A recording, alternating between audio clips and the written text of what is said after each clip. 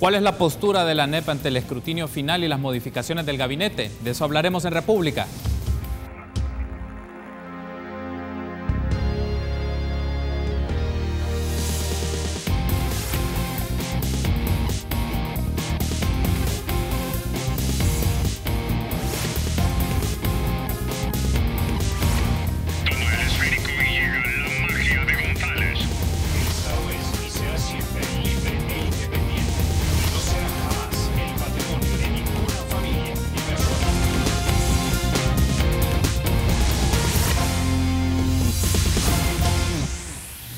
Jueves 22 de marzo, qué gusto que nos acompañe en República. Como lo he anticipado, el tema que vamos a desarrollar esta mañana es la postura de la ANEP ante el escrutinio final, la composición legislativa y las modificaciones del gabinete. Es un gusto para mí saludar a Waldo Jiménez, director de Asuntos Económicos de la ANEP.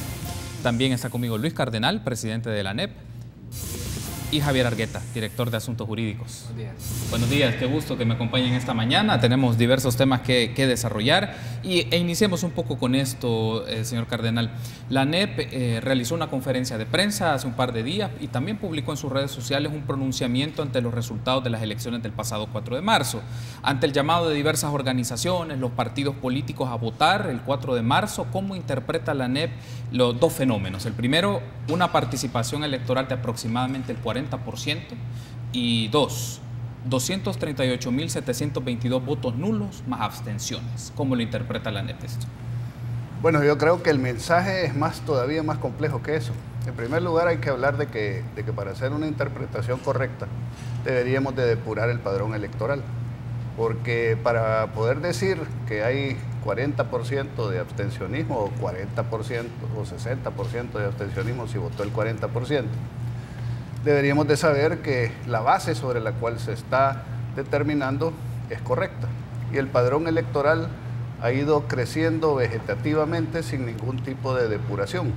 No es posible, creo yo, que si las encuestas del MINEC y de Digestic señalan que aquí en El Salvador residimos 6.500.000 personas, que de esas 6.500.000 personas, 5.3 millones sean mayores de 18 años. Significaría que aquí no hay niños ni jóvenes, y eso no es cierto. Entonces creo que hay que tomar en cuenta esto. En segundo lugar, el abstencionismo también es una lectura más complicada que simplemente decir que alguien hizo un llamado para que dejaran de votar y no asistió la gente.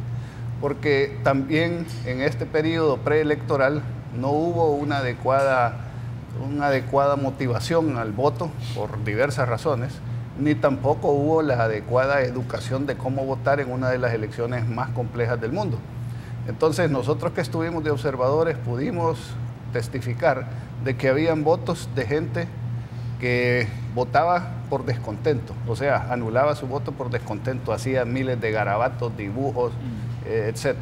Había gente que votaba queriendo votar, pero había marcado 2 banderas o más rostros de los que eran permitidos, etcétera, y anularon su voto por desconocimiento. Y hubieron algunos votos que fueron anulados con algún otro tipo de mensaje. Pero yo creo que quizás lo más importante de esto es que la población mandó un mensaje a los partidos políticos en general, pero al FMLN en particular, diciéndoles que el rumbo que lleva el país es el equivocado, que es necesario un cambio de políticas públicas que han resultado inefectivas, ineficientes, ineficaces en resolverle los problemas más sentidos a la gente.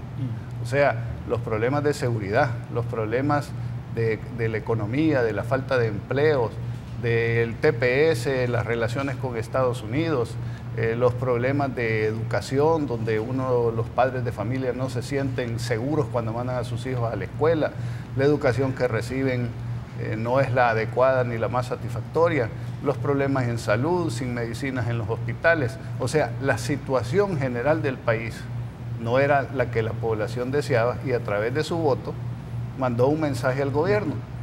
Arena se benefició, digamos, en el sentido de que el desplome del FMLN fue tan grande que a pesar que Arena bajó 7 puntos o 7%, aún así tuvo unos resultados, digamos, favorables que le van a permitir a través de una alianza con los demás partidos poder tener mayoría simple y mayoría calificada en la Asamblea Legislativa. Le hacía esta primera pregunta, perdón, Luis, por el hecho de que un porcentaje de participación sea del 40% en estimaciones, todavía no están los datos finales del tribunal, pero ronda entre el 40, 41, 42%, nos lleva a porcentajes de 15 años atrás, que en el 2003 había unas cifras de participación bajas de entre el 38 y 40%.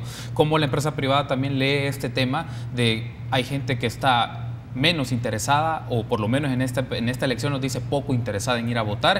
Y correcto, cómo lo pueden interpretar los partidos políticos, el gobierno efectivamente, pero también cómo interpreta Arena, PCN, Gana, esto de un mensaje de no nos está interesando lo que nos están ofreciendo los partidos políticos? En términos generales lo hemos dicho desde hace ya algún tiempo, todas las encuestas lo señalan, que la población, los ciudadanos han evolucionado más rápido que los partidos políticos, que los partidos políticos han empezado y en algunos casos se han desconectado de los deseos que tiene la población para que ellos, en su capacidad de representantes, hagan un trabajo en beneficio de la gente. Tienen un desgaste, y no solo en El Salvador, a nivel mundial se ve un desgaste de la partidocracia y se están pidiendo cambios. Y los cambios no se han dado precisamente porque quienes tienen que realizar los cambios son los mismos partidos políticos y no lo hacen porque no quieren perder poder. Entonces esos cambios se posponen y los cambios que se han dado en el país han venido a través de sentencias de la Sala de lo Constitucional, lo cual no es lo más adecuado ni lo más sano. Yo creo que en esta elección al FMLN, si no escucha el mensaje, en mi opinión, pueda sonar radical, este es el comienzo de su fin, de su declive. Si no endereza, si no se abre, si no tiene apertura, modernización, si no cambia una dirigencia que es la misma dirigencia que ha estado dirigiendo el partido desde antes de la guerra, durante la guerra, después de la firma de los acuerdos de paz y 27 años después son los mismos, si no cambia, la gente se va a sentir divorciada de su propuesta política y los va a ir abandonando. Esta es la primera señal y tienen oportunidad de componerse. En Arena, digamos que a pesar de los errores que se le señalan en el pasado, al menos pareciera que está oyendo el mensaje y hay algo de democracia interna y el pueblo le ha dado una segunda oportunidad, no creo que le dé una tercera, de que le diga, mira, aprende de tus errores del pasado, corregí, queremos ver si ahora que tenés esta oportunidad haces lo que esperamos que hagas.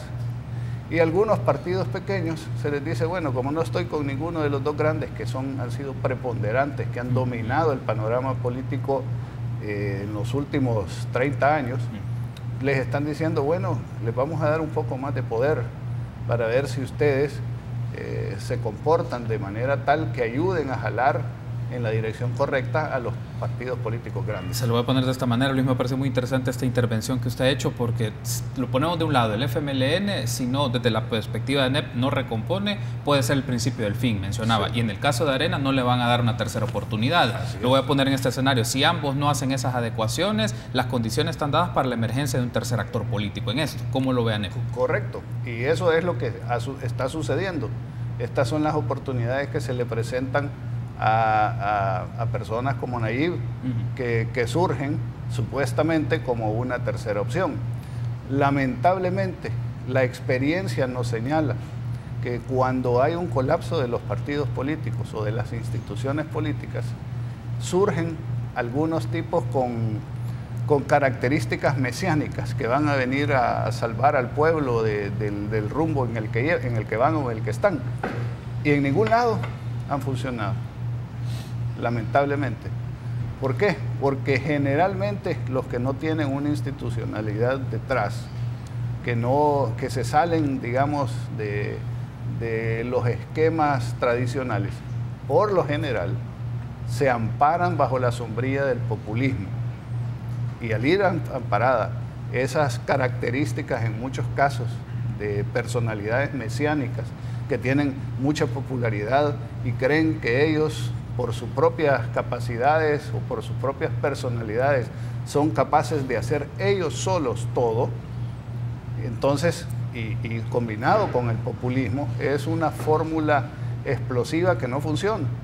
Se generan grandes expectativas y al no haber un equipo conformado, al no haber un pensamiento, una ideología detrás, al no haber un programa, al no haber una estructura, al no tener el líder que estarle respondiendo a un grupo de personas que lo vigila, al no tener que competir con nadie, al no tener que rendir cuentas a nadie, lo que sucede es que se desvía totalmente y el populismo es una tentación difícil de vencer, porque es bien fácil andarle ofreciendo a la gente de todo y que se va a hacer fácil y que les van a regalar las cosas y que no hay que forzarse y que no hay que hacer un trabajo para poderlas conseguir. Y entonces, en algunos casos les da buenos resultados, pero cuando ya se enfrentan con la realidad, entonces la situación ya cambia. Y los países que han tenido ese tipo de liderazgos han tenido, digamos, tristes experiencias que después se lamentan. Chávez es una de ellas. Perfecto, tenemos que hacer una pausa, pero al regresar me gustaría escuchar a Javier y a Waldo un poco sobre las reacciones de la ANEP ante el escrutinio final. Volvemos.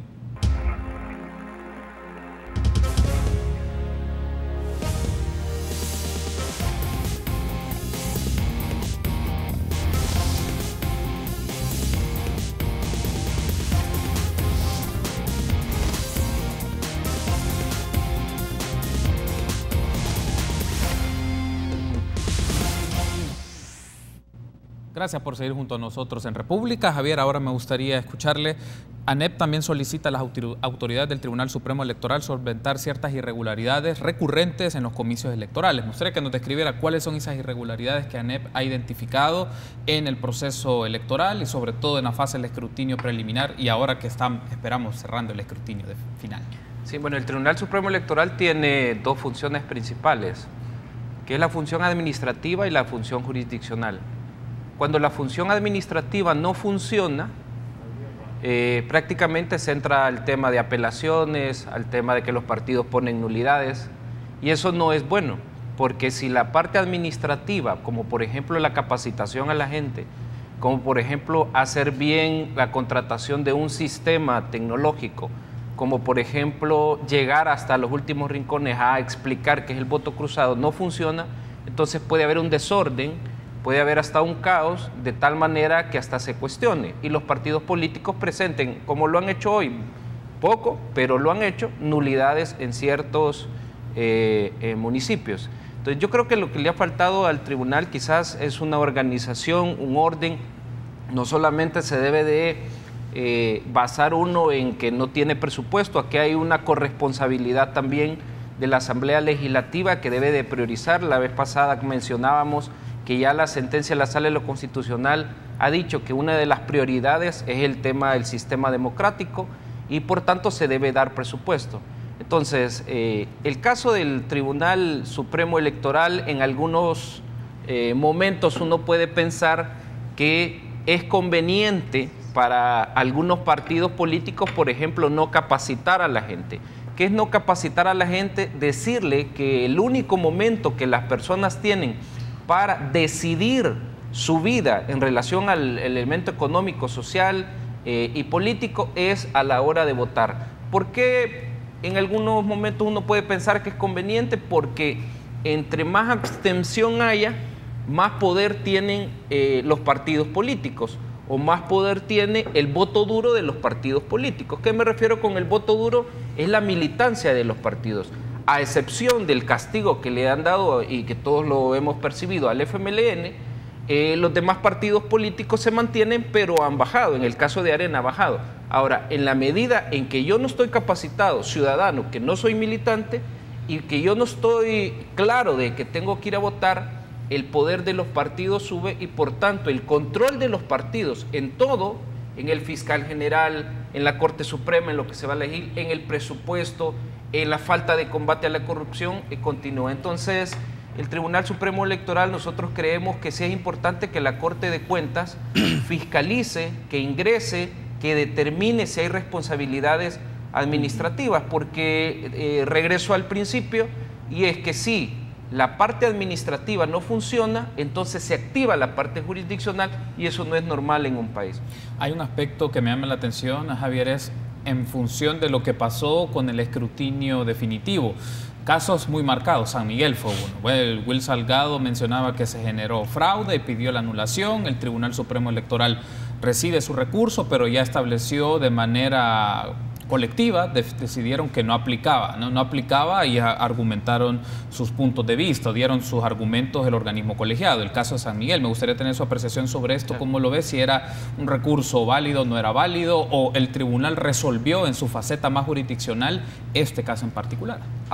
Pueden haber dos cosas. El planteamiento del recurso son 24 horas, es un recurso que se arma rápido, pero aquí hay algo, un elemento más, falta un recurso, falta el recurso de nulidad del escrutinio final. Y el caso San Miguel es preocupante por la información que hemos tenido de los diversos medios, de lo que incluso se nos ha llegado a ANEP, digamos. El caso San Miguel es preocupante porque las papeletas han andado regadas, hay cajas vacías que se entregaron. Yo creería que lo que correspondería ahí es presentar el recurso de nulidad o el recurso para abrir las cajas y verificar si no existen papeletas en esas cajas. A partir de eso, según el número que se presente de que no existen papeletas, que es grave, el tribunal debería de ordenar con los elementos técnicos jurídicos necesarios repetir la elección, si se dan esos elementos, porque vamos a ver, los candidatos no pueden andar con meras expectativas. Perdí y voy a ver cómo hago para que abran las cajas. Esto es más serio que eso. Entonces, pero cuando nosotros vemos que aparecen papeletas, cuando nosotros vemos que hay cajas que no tienen las papeletas que se designaron, como ha dicho Will Salgado, sí puede ser preocupante. Hay videos que él ha enseñado donde hay una persona que le pasa la papeleta. Él tiene varios videos por lo que he visto. Entonces eso es grave para una democracia, y sí, el tribunal no puede verlo con simpleza, no puede verlo que si abro estas cajas o que si repito esta elección se va a venir otro municipio. Tiene que verse con seriedad. Entonces yo creería, digamos, por los abogados que han presentado la nulidad de Will Salgado, creería que van a presentar el recurso que falta del escrutinio final. Es más, él estuvo con nosotros hace unos días y él mencionaba también irse a la instancia máxima jurisdiccional, es decir, iba a la Corte Suprema de Justicia a interponer el recurso. Se ve como una posibilidad. Y mencionaba algo también muy interesante, Javier, es esto de qué pasa cuando los partidos resultan perdedores en municipios particularmente y piden abramos las urnas y veámoslo, cuando la idea es generar confianza en el trabajo del Tribunal Supremo Electoral y garantías, y sobre todo confianza en los miembros de la JRB, que eran ciudadanos y gente que era asignada por los partidos, que podemos discutir el tema de si estaban totalmente capacitados, pero cuando los partidos llaman abramos las urnas, manda también un mensaje de desconfianza, o lo interpreta usted así, manda un mensaje de desconfianza hacia el tribunal, hacia sus mismos vigilantes, hacia las personas que capacitaron. Digamos, cuando se abren las urnas es normal, es un recurso. De hecho, te quiero comentar que nos falta todavía legislar una sentencia de la Sala de lo Constitucional, que el diseño de la sentencia es que los ciudadanos podemos presentar recursos de nulidad. A la fecha los partidos políticos ya en la Asamblea no han querido establecerlo, pero que se abran las urnas es normal, pero es un defecto del Tribunal Supremo Electoral, es un defecto administrativo. Entonces, yo, en el caso específico de Will Salgado, antes de llegar a un amparo, que eso es lo que él se ha referido en los diversos medios de comunicación, hay una figura del principio de definitividad, se llama, que tiene que agotar todos los recursos franqueados por la ley en el Tribunal Supremo Electoral, y le falta que es el recurso de escrutinio final. Nosotros como ANEP vamos a estar a la expectativa, nosotros incluyendo donde estamos, en Aliados por la Democracia, porque son temas que no deben de pasar, son temas que no puede andar una tan sola papeleta afuera. Debe de haber una especie de cadena de custodia, un resguardo del tribunal, un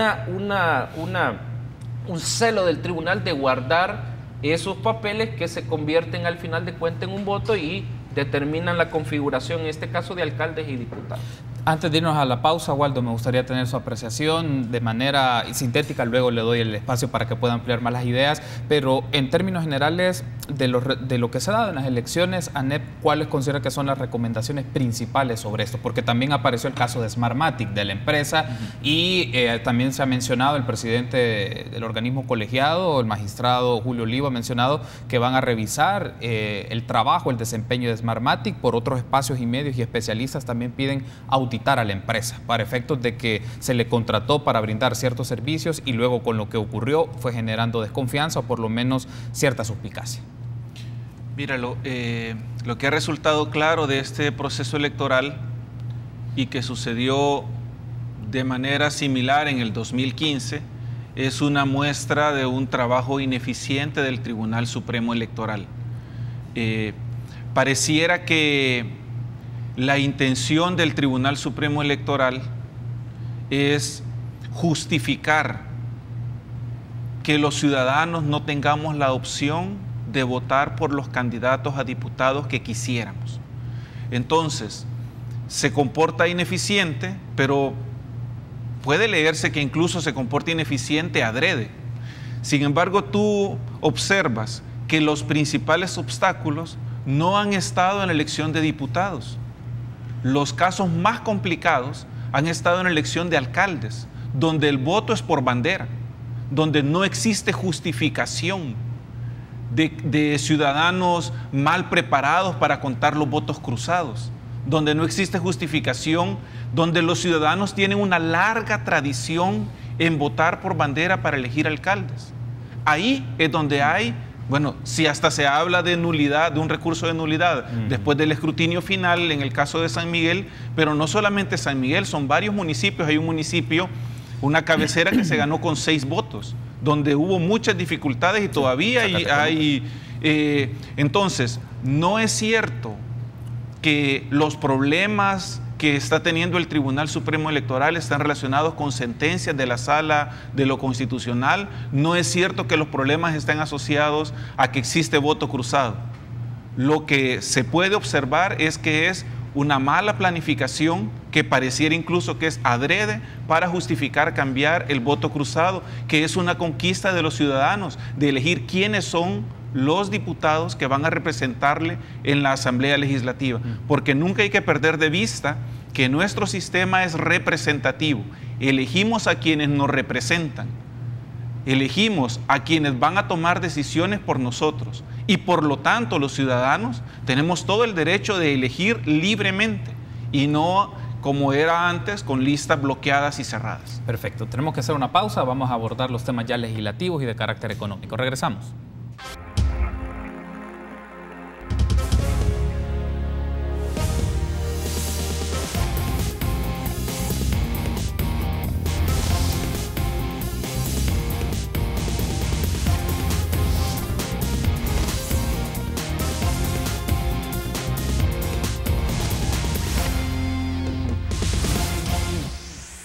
Gracias por seguir junto a nosotros en República. En este momento vamos a establecer un enlace Skype con Ricardo Castaneda, investigador senior del ICEFE, del Instituto Centroamericano de Estudios Fiscales, para que Ricardo nos dé su postura desde dicha institución, cómo leen los resultados electorales y la perspectiva también que tiene la nueva composición de la Asamblea Legislativa. Buenos días, Ricardo. Gracias por tomar este enlace de República. Buenos días, Carlos. Un gusto saludarte. Buenos días a tus invitados en el set.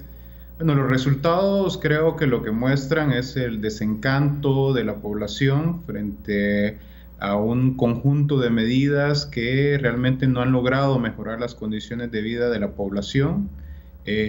Debemos recordar que el fin último del Estado es precisamente proporcionarles mejores herramientas a la ciudadanía para que estos puedan tener mejores condiciones de vida. Sin embargo, debemos también recordar que cuando entra el Ejecutivo en el año 2014, la situación fiscal ya empezaba a ser muy crítica y no se tomaron las medidas adecuadas en su momento. A tal punto que, si bien es cierto, en este momento las cuentas fiscales, especialmente el déficit, se ha logrado reducir, este ha sido a costa de una reducción significativa, por ejemplo, en la inversión pública. Los niveles de inversión pública para 2018 en términos reales van a ser equivalentes a los de 2013. Lo mismo sucede con rubros sensibles como educación, que vamos a tener niveles similares a los de 2015, y en el caso de salud, niveles similares del 2013. Entonces, las variables de ajuste durante estos años han sido principalmente el gasto social y la inversión productiva, elementos importantísimos para poder mejorar las condiciones de El Salvador. ¿Cuáles son los retos entonces que se va a enfrentar la nueva legislatura? Por un lado, va a seguir requiriendo de acuerdos que permitan, por un lado, lograr un reacomodo o un rollover de la deuda pública. Debemos de recordar que el próximo año se vencen alrededor de 800 millones de bonos, por lo cual es importante lograr una reestructuración de la deuda pública en los próximos años. También se va a enfrentar en términos de política fiscal con la necesidad y la urgencia de incrementar sustancialmente estos rubros que te mencionaba como educación, salud e inversión, pero también con el panorama de si se va a cumplir la ley de responsabilidad fiscal o no. Porque la ley de responsabilidad fiscal plantea que en el año 2019 la carga tributaria de El Salvador debe ser de 17 puntos. Para este año se espera una carga tributaria de 15.7, lo cual, si se quiere llegar a lo que se ha establecido en la ley de responsabilidad fiscal, implicará que se tengan que tomar algunas medidas para poder dotar de nuevos ingresos al Estado. La pregunta es, ¿cuáles son las opciones que se van a decantar? ¿Se van a decantar, por ejemplo, por un incremento al IVA o se van a decantar como una colocación de un impuesto al patrimonio, una revisión de las exenciones y exoneraciones que se tienen actualmente en el país? Entonces, todos estos son los retos con lo que va a enfrentarse la siguiente legislatura. Recordemos además que en el caso de Arena, en su agenda legislativa, había planteado que en los próximos años pretende llegar el presupuesto de educación a 6% del PIB. Actualmente es 3.2%. Sin embargo, ellos no planteaban cómo es que iban a lograr ese incremento. Ahora que ellos van a tener control en la Asamblea, va a ser interesante qué medidas van a adoptar para cumplir con lo que ellos han ofrecido. Y justamente, Ricardo, que has hecho esa mención, me parece pertinente preguntarte lo siguiente. ¿Cómo ICEFI, cómo ustedes analizan la nueva composición de la legislatura, en donde tendremos una legislatura de un bloque de derecha bastante marcado, bastante significativo, sumando Arena, PCN y Gana, pueden tener una disposición de mayoría calificadas y de mayoría simples para tomar decisiones, sobre todo en el caso de la deuda que tú mencionabas, que hay que hacer un proceso de renegociación de la deuda? Estamos hablando de un estimado entre 700 y 800 millones de dólares. ¿Cómo está esta configuración? Me gustaría saber tu análisis sobre esto, a la luz de que tendremos una asamblea legislativa donde el partido de gobierno vendrá en detrimento porque va a tener menos escaños, va a tener menos participación y menos capacidad para la toma de decisiones. Bueno, hasta ahora la complicación que se había tenido para poder aprobar deuda es que siempre se necesitaban los votos del FMLN y los votos de Arena para poderlo lograr. En esta nueva legislatura ya no se necesitan los votos del FMLN, por lo tanto todo queda en la cancha de los partidos de derecha. Yo creo que si Arena siente que tiene posibilidades de ganar la presidencia del 2019, debería ser el primer interesado en que se apruebe cuanto antes esta reestructuración de la deuda, porque si no va a ser una bomba de tiempo que se va a encontrar el nuevo gobierno. Por eso sigo insistiendo en la necesidad de acuerdos que se requieren en materia fiscal. Creo que uno de los grandes vacíos que hemos tenido hasta ahora ha sido la incapacidad de los actores políticos de poderse poner de acuerdo sobre medidas que permitan realmente mejorar las condiciones de vida de la población. Las negociaciones han sido a puertas cerradas, donde no se han tenido espacio para que otros actores puedan participar, y yo creo que esa dinámica debería de cambiar. Deberíamos de esperar también, por ejemplo, que la Comisión de Hacienda y Especial del Presupuesto abra las puertas en discusiones tan importantes como la del presupuesto público, para que se puedan escuchar recomendaciones de diversos sectores y de esa manera se puedan tomar las mejores medidas. Por el rendimiento o por cómo se ha desempeñado, por ejemplo, los partidos de derecha, estamos hablando de Arena, de Gana, PCN, que tendrá más representación legislativa. Y la interpretación que el ICEFI hace sobre esto, ¿ve más factible, aunque puede ser más complejo popularmente, aumentar el IVA como una salida de acuerdos entre los tres bloques, o ves que es un aspecto que tienen que negociar y que tienen que buscar otros mecanismos de carácter fiscal para que el Estado pueda tener más ingresos, pero a la vez puedan hacer una evaluación del gasto público? Nosotros antes de las elecciones sacábamos un comunicado donde decíamos que luego de revisar la oferta legislativa de los partidos, realmente era una oferta insuficiente y que no respondía a las necesidades que tenía el país. Por ejemplo, en el caso de Arena no hacía mención a ninguna medida para incrementar los recursos del Estado. Por lo tanto, habría que ver cuáles son las medidas que van a implementar. En el caso de PCN y Gana, ni siquiera tenían un documento donde planteaban cuál era su oferta electoral. Si uno mira tradicionalmente cuál ha sido la postura de estos partidos políticos, posiblemente se decanten por un incremento al IVA, porque el IVA es mucho más fácil de recaudar. Sin embargo, estudios nuestros ya han planteado que un incremento, por ejemplo, de 2 puntos del IVA harían que alrededor de 150,000 personas caigan en pobreza.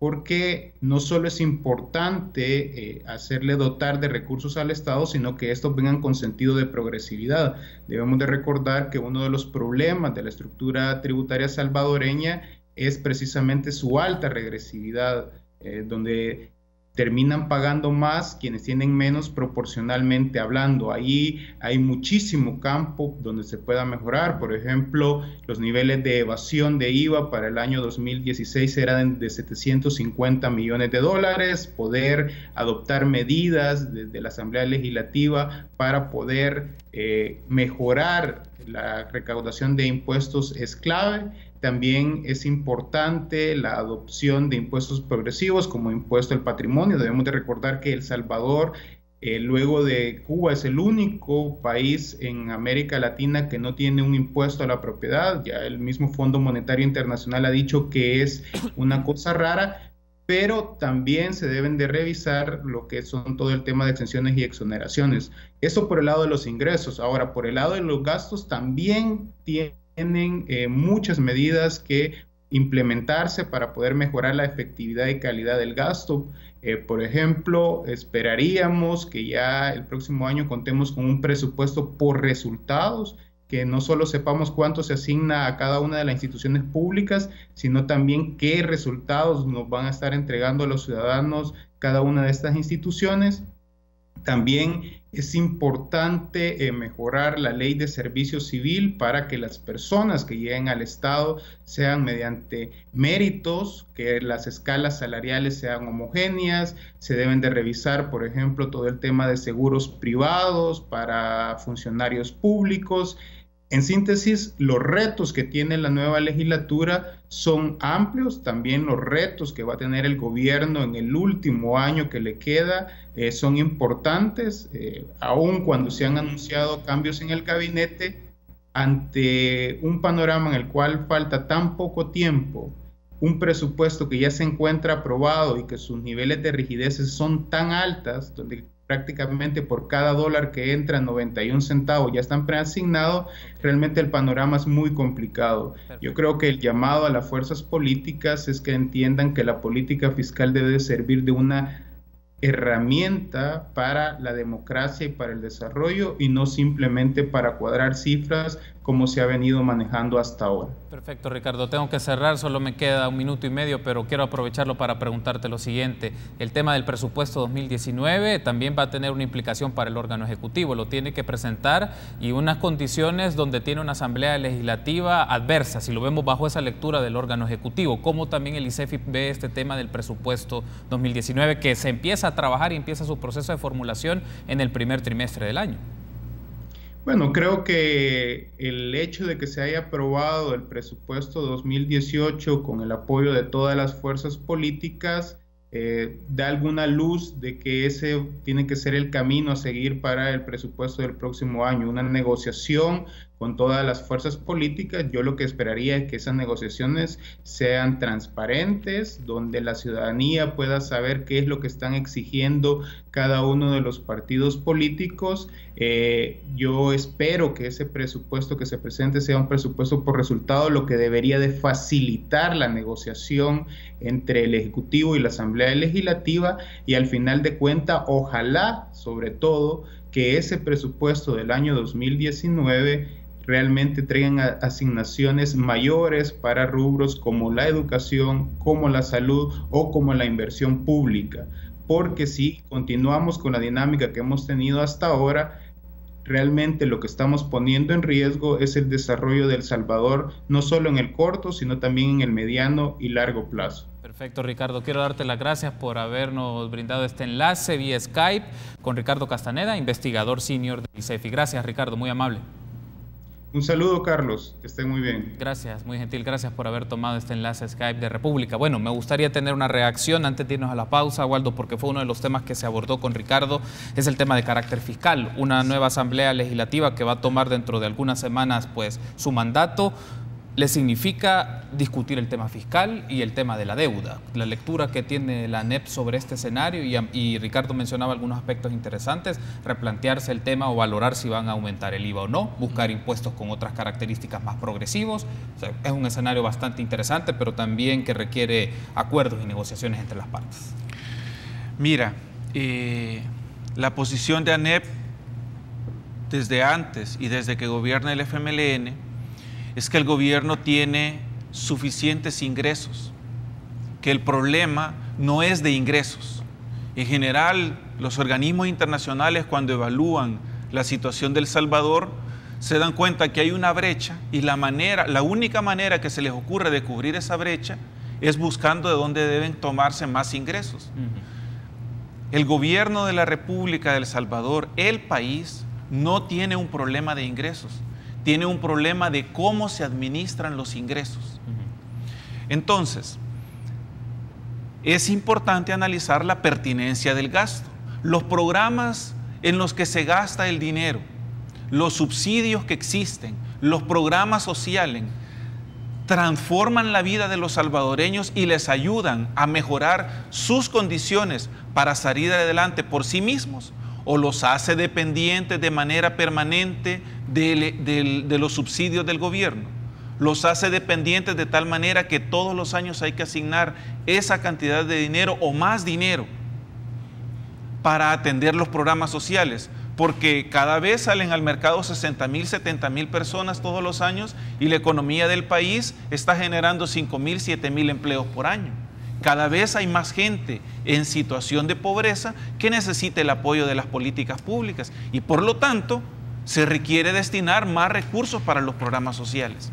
De esa manera nunca vamos a resolver el problema y vamos a tener siempre a ciudadanos, que es un poco que pareciera que es lo que quieren los populistas, vamos a tener cada vez más ciudadanos que dependen del gobierno y que votan por el partido que les ofrece más subsidios.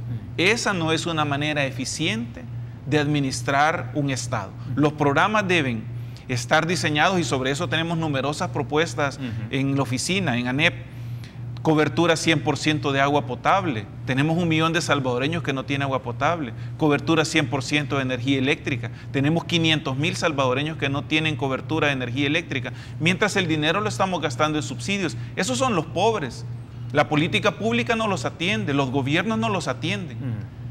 Entonces, podemos subir y crear cualquier tipo de impuestos. Si continuamos con el diseño de la política pública de gasto y no de inversión social, nunca va a alcanzar el dinero. Un asunto ahora que menciona Waldo Sol, perdón que le interrumpa, sí, y para que luego desarrolle su idea es, Ricardo mencionaba un aspecto interesante, cómo lo lee la ANEP en el tema de evasión y elusión fiscal, porque es una manera, si digamos, es un tema de gasto, mencionaba usted, pero también para los ingresos, el Estado debe buscar la manera, aquellos que no pagan los impuestos o que evaden el pago de los impuestos, esa plata le ayuda y le permite redirigir su gasto. ¿Cómo ven también en el caso de la ANEP este punto? No es más allá del tema de poner otros impuestos, descartemos esa opción, pero ¿cómo puede obtener la plata que requiere de la gente que no le está pagando? No, eso es totalmente de acuerdo, porque además tú velo desde el punto de vista empresarial. Los que no pagan impuestos son competencia desleal para los que así lo pagan, porque tienen menos costos, hacen una trampa para no pagar impuestos y por lo tanto ANEP apoyará siempre aquellas medidas que vayan dirigidas a aumentar la recaudación de la evasión y de la elusión fiscal. Si hay esquemas a través de los cuales se está eludiendo y es necesario cambiar las leyes, lo apoyaremos como lo hemos hecho todo el tiempo, siempre que se respeten los principios constitucionales. Ese no es el asunto, pero mira, Ricardo mencionaba algo que hay que matizarlo, porque no es cierto que el FMLN y que el gobierno no tiene correlación para aprobar el presupuesto general de la Nación, por ejemplo. ¿Con cuántos votos se aprueba el presupuesto general de la Nación? Con 43 votos. El FMLN tiene, aliándose, si se confirman los resultados preliminares en el escrutinio final, tiene al menos 7 posibilidades de construir mayoría simple. Arena tiene más, tiene 20 posibilidades, pero el FMLN tiene 7 posibilidades y no necesita los votos de Arena para aprobar el presupuesto general de la Nación. O sea, gana PCN, me está dando a entender. Y CD y el Independiente, si es que se conforma así la Asamblea Legislativa. Entonces, es más, para aprobar leyes, para modificar leyes que significan o tienen un impacto en los programas sociales. Para eso tiene posibilidad el gobierno de lograr mayoría simple. Entonces, no es tan cierto que ahora el gobierno esté en una situación de debilidad porque depende de los partidos de oposición.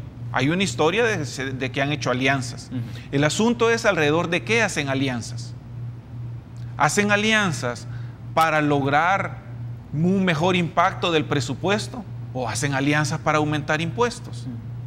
Hacen alianzas para hacer más eficiente el ingreso o hacen alianzas para asignarle mayores montos de presupuesto a políticas que han demostrado de manera reiterada que no tienen un efecto permanente en la solución de los problemas de las familias más pobres.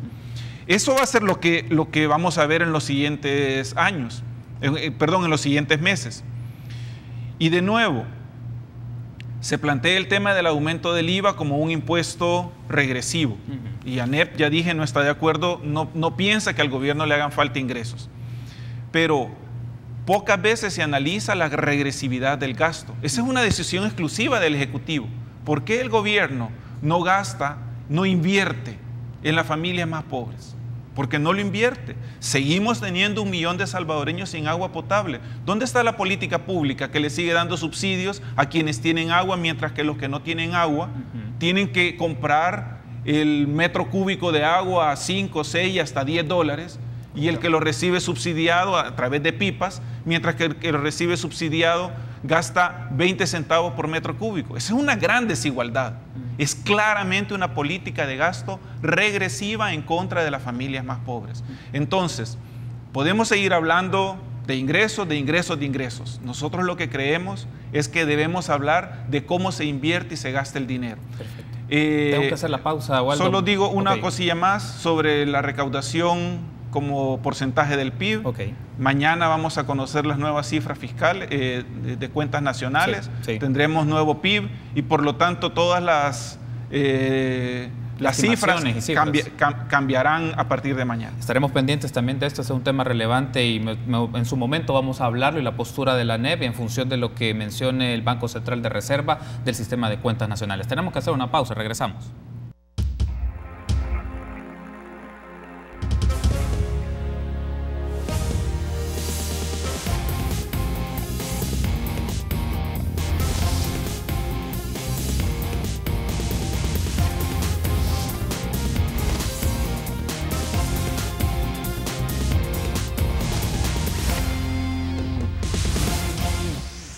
Gracias por seguir junto a nosotros en República. Bueno, ahora, Luis, me gustaría tener su apreciación en función de la composición legislativa del 2018-2021. La distribución de los escaños derivados de la votación hacen que Arena tenga más diputados y, en principio, demanda la presidencia de la Junta Directiva. Al respecto, va a salir en pantalla en este momento declaraciones de Norman Quijano, que brindó en otro espacio de entrevista, en el cual él menciona que hay que reducir el número de directivos, quitar los gastos superfluos, eliminar el derroche de la Asamblea Asamblea Legislativa, hay que hacer esfuerzos para cambiar la imagen deteriorada que se tiene el primer órgano de Estado. Ahí aparecen en pantalla, es lo que acabo de leer. Hay que reducir el número de directivos, quitar gastos superfluos, eliminar el derroche de la Asamblea Legislativa, un esfuerzo para cambiar esa imagen deteriorada que tiene el primer órgano de Estado. En función de eso quisiera consultarle, Luis, ¿comparte usted la postura de Norman Quijano y desde la ANEP ustedes consideran que él deba presidir la Asamblea Legislativa? Bueno, quién deba presidir la Asamblea Legislativa es un tema que le corresponde a los diputados y en el cual nosotros no nos vamos a meter, no nos corresponde. Pero sí compartimos en la totalidad de las declaraciones, porque una de las cosas que más ha demandado la población es precisamente eso: austeridad, uso responsable de los recursos, cese de lo que se consideran los abusos, corrección de rumbo en el manejo de la cosa pública, una cercanía mayor de los representantes del pueblo con los sentimientos y con las necesidades que tiene el pueblo. Y aunque entendemos a la hora de hacer los números, de verdad, entendemos de que pueda ser que muchas de las cosas que la población critica no sean económicas o numéricamente significativas ante la magnitud de los problemas que tenemos, ¿verdad? Pero el órgano legislativo es la pecera política del país, donde son los más observados, son donde existe una mayor presencia de la prensa y donde los males del gobierno se manifiestan de manera más clara. Entonces, los abusos, una junta directiva de ese tamaño yo no creo que sea necesaria.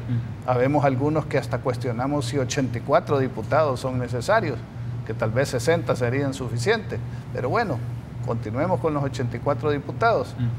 Pero sí, obviamente, si necesitan un vehículo, tiene que ser el vehículo más caro del mercado.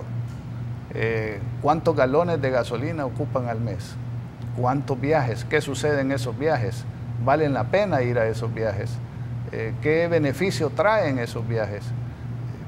Los gastos de representación, el número de asistentes, o sea, que hayan diputados que tengan 40 asistentes, ok. Entendemos que cualquier representante no es todólogo y tiene que tener personas que le ayuden y le auxilien en materias que él no domina o que no son de su experticia, pero que las personas que estén ahí estén por meritocracia, que estén porque de verdad le están aportando conocimientos al trabajo legislativo que hace el diputado, no porque es mi pariente, no porque es mi amigo, no porque es mi novia, no porque... Ese tipo de cosas deben de empezar a cambiar en la política nacional y creo que la Asamblea es la primera interesada o es la primera responsable en dar la pauta. La población, si no ve esos cambios en la próxima elección, los va a castigar porque está, digamos, hastiada de ver que uno se truena los dedos para poder salir adelante todos los meses y aquellos que nos representan con el uso de los impuestos que con gran dificultad pagamos los que pagamos impuestos, ahora están dándose la gran vida a nuestras expensas sin darnos los resultados que nosotros esperamos de ellos. Y quería hacer una ampliación a lo que mencionaba Waldo. Aquí cuando se habla del pago de los impuestos tenemos que entender que del 100% de la actividad económica, 72% es sector informal. O sea, 28% es formal. ¿Y formal qué es lo que significa? Que cumple con todos los requisitos legales y con los pagos de todas las obligaciones tributarias y sociales que tenemos. Seguro social, fondo de pensiones, de las cuales los patronos tenemos que aportar una parte para ayudar al fondo de los trabajadores. INSAFOR. Tenemos que pagar el INSAFOR, lo que lo pagamos total y absolutamente nosotros con el 1% de la planilla. Pagamos 30% de impuestos de la renta, 5% sobre las utilidades, 13% del IVA. Y hablando de regresividad, miren, el que más gana, más gasta. Entonces paga más. Pagamos 62 diferentes impuestos, dentro de ellos varios en la gasolina. Se pagan los impuestos especiales que se ponen y a la hora que uno suma todos los impuestos que se paga, uno paga arriba del 40, quizás el 50% de su ingreso, los que pagamos al gobierno, para que el gobierno lo invierta ¿dónde? Con los más pobres, con los más débiles, con los más necesitados, porque aquellos que pagamos impuestos casi no recibimos nada del gobierno. Mandamos a nuestros hijos a escuelas privadas, los que podemos hacerlo. Vamos a hospitales privados, los que podemos hacerlo, no hacemos uso de eso. Muchos ni siquiera vamos al Seguro Social cuando pagamos adicional para eso. No tenemos seguridad porque cualquiera está a la orden del día que nos asalten o nos maten o nos secuestren, ¿verdad? Entonces, no tenemos buenas carreteras, no hay buena infraestructura. Entonces, el dinero que pagamos, los que pagamos, va estrictamente para que el gobierno lo use con los más pobres y los más necesitados. Pero ese manejo de esos recursos no se hace bien.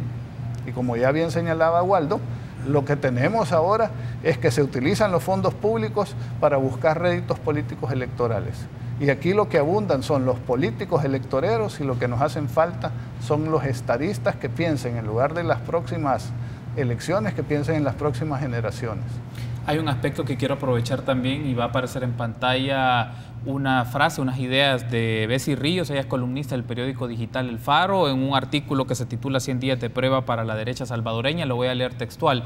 Yo espero que los diputados y diputadas electos que han tomado la bandera de la austeridad, la reducción de gastos, erradicación de privilegios, empiecen a presentar piezas de correspondencia para que el resto de sus colegas les acompañen con no menos de 59 votos, porque la derecha los tiene, llevan 2 legislaturas diciendo que el partido de gobierno no les deja pasar sus iniciativas, que lo han bloqueado, pues ahora que pueden, que lo hagan. Me gustaría tener su apreciación sobre esto, Luis. ¿Qué expectativa tiene la ANEP del bloque de partidos de derecha que disponen de mayoría simple y calificada, aunque en unos temas se puede discutir que no necesariamente van a votar de manera unísona? Pero ¿qué expectativa tiene? Un poco también retomando la idea de la columna. Nos referimos a lo que dijimos en la primera intervención. La población está pendiente de sus actuaciones. Les ha dado una nueva oportunidad, una segunda oportunidad, que posiblemente no se vuelva a repetir si no responden a esa señal, a ese mandato, a esas expectativas que tiene la población de ellos. Claro, puede ser que existan algunas cosas que no se puedan hacer de inmediato, pero la gente tiene que ir viendo de que se encaminan en la dirección correcta, que se están haciendo esfuerzos para ir corrigiendo cosas. Por ejemplo, ¿a qué me refiero? Bueno, algo como lo del seguro. Si el seguro está contratado con los empleados de la Asamblea y es parte de sus beneficios laborales, a lo mejor legalmente no se pueda quitar el seguro, pero los diputados sí pueden hacer manifestaciones reales de que no quieren seguir recibiendo, digamos, prestaciones mucho más allá de lo que recibe cualquier otro funcionario de cualquier otra institución pública. Va a llegar la nueva composición de la Asamblea y ANEP estaría de acuerdo, Luis, en que cada uno de los diputados y diputadas expongan quiénes fueron sus donantes directos de campaña y en función de qué tipo de iniciativas promueve, para efectos de transparencia y asuntos de que digan, bueno, esta gente contribuyó, y en contraste la gente también puede decir, el ciudadano puede decir, bueno, se está promoviendo ciertos tipos de iniciativas legislativas en función de ciertas personas, y evitar esto de que el que ha pedido, el que paga el mariachi pide la canción.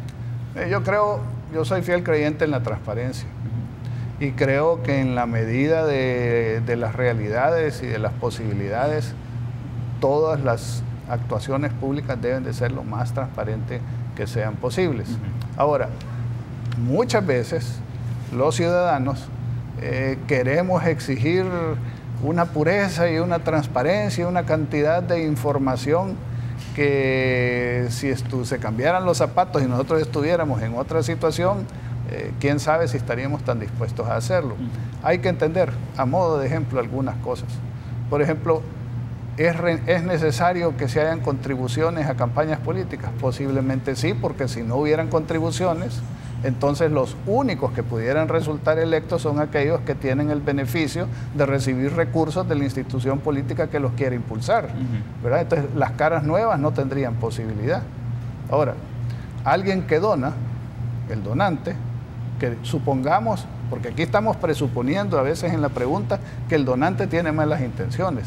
Yo le doy a este porque quiero que este haga algo directamente que me beneficie a mí. Pero hay mucha gente que da ayuda y da apoyo porque le parece que se necesitan personas nuevas, que esta persona es más capaz, que esta persona representa mejor su manera de pensar, porque cree que esta persona va a impulsar una política pública que va a traer más beneficios a la población, etc. Y puede hacer que esa persona diga, mire, yo no quiero que se revele qué le estoy dando o cuánto le estoy dando por mi propia seguridad, porque ahora en estos tiempos cualquier cosa pueda suceder. Entonces, yo creo que es ni tanto que queme al santo, ni tampoco que no lo alumbre. Pero en términos generales, la transparencia debería de ser lo que debe de predominar. Ya la ley electoral y de partidos políticos mandan ciertas medidas que se tienen que tomar con respecto a las donaciones que se hacen. Y creo que por ahí es que está la solución. Perfecto. Tenemos que hacer una pausa. Al regresar me gustaría escuchar a Javier sobre el tema de elección de fiscal, Sala de lo Constitucional, Corte de Cuentas como una demanda de la nueva legislatura. Regresamos.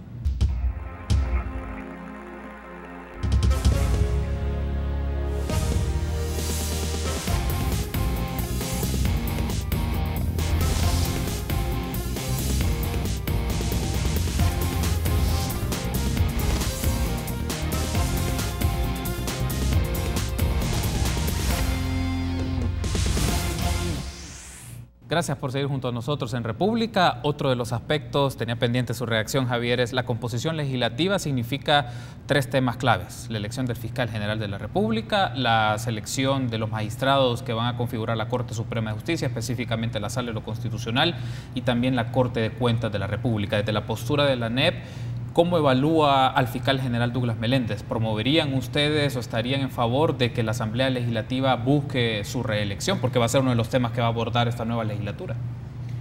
Bueno, en primer lugar, hay que recordarle que lo que se ha hablado es que todos estos funcionarios son de elección popular indirecta.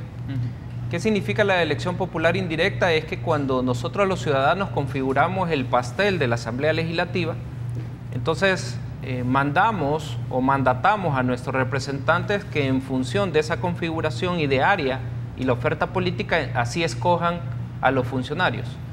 En este caso, por ejemplo, la configuración de la Sala de lo Constitucional, se ha mandado un mensaje o se ha mandatado de que sea una sala positivista, lo que están preguntando en el Consejo Nacional de la Judicatura, que sea una Sala de lo Constitucional que siga protegiendo todo el sistema electoral que hemos avanzado, el voto por rostro, voto cruzado, elecciones internas de partidos políticos. No queremos transfugas, han dicho la sociedad, al votar por el bloque ideario político de derecha. Que no es tan cierto que haya un bloque de derecha va a votar por la derecha. Como muy bien decía Waldo, las configuraciones o las negociaciones de parte del FMLN siempre están altas. En el caso del fiscal general de la República, la Asamblea sin duda alguna tiene el mandato de escoger un fiscal que combata la corrupción, tiene un mandato de escoger un fiscal que combata fuertemente el crimen organizado, las pandillas. La gente ha mandado un mensaje de decir: no soporto andar en el bus y que me estén robando. Entonces, la evaluación del fiscal general, incluyendo a Douglas o incluyendo a los otros candidatos, deberá ser tan exhaustiva que las propuestas que haga el fiscal para la reelección o para escoger otro fiscal sean en función de el combate no tímido, sino fuerte a las pandillas, insisto, y a la corrupción. Lastimosamente han habido casos que se han caído de combate a la corrupción y eso tiene que mejorarse en la Fiscalía. Entonces, la elección de la Corte de Cuentas, nosotros tenemos hoy una Corte de Cuentas que, hay que decirlo, está actuando conforme se debe. Nunca se había, por ejemplo, entrado a las sociedades del Estado, que son la INE y la GEO, a fiscalizarla, que son dineros públicos, pero, como se ha dicho, son cajas chicas de gobierno. Hoy se está haciendo. Entiendo que hay un programa también de parte de la Corte de Cuentas de fiscalizar el cumplimiento de la sentencia de la Sala de lo Constitucional. Y 2 temas más en relación a la configuración. Nosotros creemos que la reducción de la Junta Directiva o el combate a bajar el gasto no se reduce a que hayan menos directivos. Hay un tema de UASI ahí, hay un tema de que la Asamblea Legislativa compre 30 computadoras, pero le pida al empresario dinero. Todo, y lo digo con elementos suficientes de que se tiene que verificar las compras de la Asamblea Legislativa. Se tiene que verificar si se está pidiendo el 10%, el 15% o el 20%. Por ejemplo, lo que debería de ofrecer el presidente es transparentar cuánto gasta en teléfono, que puede llegar a $35,000. Hubo un caso de $35,000, $40,000 que gastó un diputado fuera del país. Y eso no lo conocemos los salvadoreños. Es decir, no solo es la reducción de la junta directiva, hay que ver los gastos ocultos que se están teniendo que pueden involucrar cientos de miles de dólares. Eso es lo que tienen que ofrecer las personas que van a la junta directiva. Entonces, la configuración de la Asamblea Legislativa, por último, va a estar, y los salvadoreños vamos a verificar cómo aprueban el presupuesto, partiendo de la Comisión de Hacienda, que ya tienen una guía. Te quiero comentar, la sentencia de la sala habla de 17 puntos y habla de priorización. Por ejemplo, dice la sentencia expresamente que por qué comprar vehículos lujosos. ¿Por qué un diputado o por qué un funcionario tiene que tener un vehículo de $106,000? Una Land Cruiser Coronel más el blindaje, $190,000. ¿De dónde? En un país donde, Waldo muy bien ha dicho, hay personas que no tienen agua. Entonces, eso es lo que tiene que ofrecer las personas que quieran estar en junta directiva, sea cualquier persona de Arena o de cualquier partido político, transparentar de tal manera que yo me meta a la página de la Asamblea Legislativa y vea el link cuánto o a qué fue el diputado Javier Argueta a Francia y a quiénes llevó y por qué fui y qué es lo que trae. Entonces, todo eso, incluyendo la elección del fiscal general, incluyendo la Corte Suprema de Justicia, pues es lo que mandatamos los salvadoreños y es lo que vamos a estar vigilando. Estoy por cerrar la entrevista, Waldo, pero en estos 4 minutos y medio que me restan, uno de los aspectos, 3 minutos me enfatizan. Uno de los aspectos que mencionó la ANEP en su reciente conferencia de prensa fue las modificaciones del gabinete. No podemos abordarlo todos, pero me interesa el caso de cómo ANEP evalúa a Tarsis Salomón como ministro de Economía, que sale, y ahora Luz Estrella Rodríguez va a ser la ministra, o es la ministra ya de Economía. ¿Cómo evalúa a ANEP o cómo ha evaluado ANEP a Tarsis Salomón en su gestión como ministro de Economía? Mire, el cambio en el Ministerio de Economía es de un funcionario que asume que ha estado y ha formado parte de lo que ha sucedido en el Ministerio de Economía. En relación a tu pregunta, yo creo que es importante que los dos temas que han estado ahora en la mesa, que tienen que ver con democracia y con fiscalidad, están íntimamente relacionados por el tema del empleo, que es una responsabilidad del Ministerio de Economía. Si tú tienes estabilidad política en un país, es posible que hayan más personas, nacionales y extranjeros, que estén dispuestos a invertir. Y la estabilidad política está relacionada con un sistema de partidos políticos fuerte. Los países desarrollados, Estados Unidos, Inglaterra, los países de Europa, tienen sistemas políticos fuertes. Esos partidos políticos tienen la capacidad de reinventarse, de atender, de escuchar las necesidades de la población, los mensajes de la población y ofrecer a los ciudadanos soluciones a los problemas. Eso es fundamental en El Salvador, que todos los partidos políticos asuman el reto que ha venido de esta elección y se reinventen para garantizar la estabilidad del sistema político.